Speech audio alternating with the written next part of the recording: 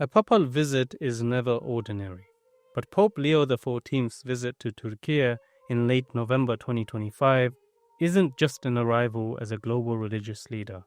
He steps into the very soil where the Christianity we know first took shape.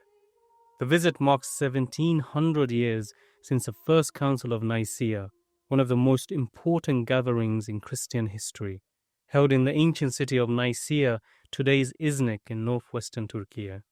It is also his first trip abroad away from the Vatican. For many Christians living in Türkiye, the Pope's arrival stands at the intersection of theology, memory, diplomacy, and identity. I'm Afzal Ahmed and this is Aloud. This show brings you articles made for audio. In this episode, we've adapted the article Pope Visits Türkiye to Mark First Council of Nicaea's 1700th anniversary. Why is it so important? By Yusuf Kamadan, published on TRT World on November the 21st, 2025. Few places on earth carry as much weight in early Christian history as Anatolian Türkiye. Long before Christianity became dominant in Rome and Western Europe, it was here where the followers of Jesus were first called Christians. In the Acts of the Apostles, the term Christian, derived from Christos, meaning Messiah, was first applied in Antioch, or modern-day Antakya, in the 1st century. Theology professor Zafer Duygu of Dokuz Eylül University in Izmir says the earliest Christian communities grew across Anatolia. Paul the Apostle's missionary journeys, for example, hold a central role. And the famous 7 churches in the book of Revelation, Ephesus, Smyrna, Pergamos, Thyatira, Sardes, Philadelphia, and Laodicea, every one of them stood in western Anatolia. Professor Duygu says this region produced early martyrs and theologians like Ignatius of Antioch and Polycarp of Smyrna, who shaped the intellectual backbone of Christianity. Across Cappadocia, Phrygia, Bithynia, and the Aegean coast, Christian thought also flourished. The Cappadocian fathers, Basil the Great, Gregory of Nazianzus, and Gregory of Nyssa, laid the intellectual foundations of the doctrine of the Trinity. Professor Duygu says a large share of early saints, martyrs, and theologians emerged from Anatolia.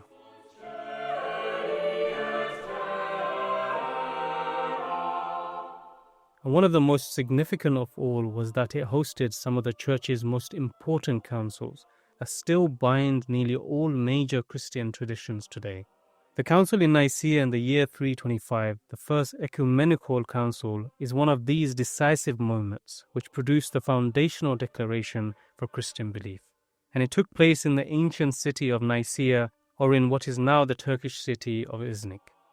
But to truly understand this meeting and its weight, we need to step back. Before Nicaea, Christianity looked very different from the religion we know today for the first 3 centuries.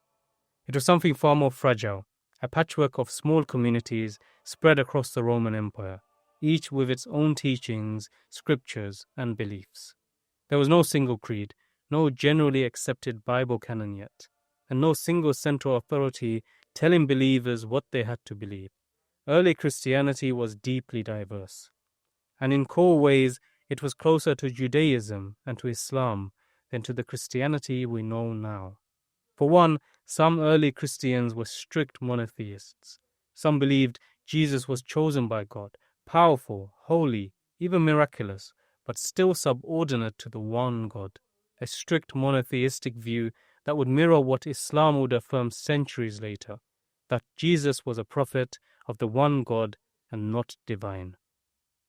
Christians prayed simply, long before icons and church art became widespread and theologically formalized. Communities were local, led by elders and teachers. Little was standardized. It was a world of debate and disagreement. By the 4th century, disagreements about Jesus' nature were tearing communities apart. The most divisive came from a priest named Arius, who argued Jesus was created by God, divine yes, but not eternal, not equal to the Father, saying it is blasphemous to say otherwise. His opponents said Christ must be eternal. If God saves humanity through Christ, then Christ must be fully God. Rome was worried, and the Emperor Constantine I was worried. The empire needed unity, so the bishops were summoned to Nicaea. What followed was one of the most important meetings in religious history. The council issued a single, universal statement of belief, the Nicene Creed. It declared that Jesus Christ was not created, but of the same essence, homoousios, as God the Father. In one line, Christianity changed forever. Arius and his followers were excommunicated. His teaching, later called Arianism, was condemned as heresy. But Nicaea didn't only deal with theology. It also reshaped Christian authority. The council recognized the customary authority of great sees or an official seat of authority of a bishop, like Rome, Alexandria, and Antioch, early building blocks of what later became the patriarchate system. This would later lead to centuries of rivalry, schisms, and competing claims of authority. For Emperor Constantine, its purpose was political. Religious unity was essential to imperial stability, and Nicaea became the tool for achieving it. Rules for appointing bishops and disciplining clergy were set.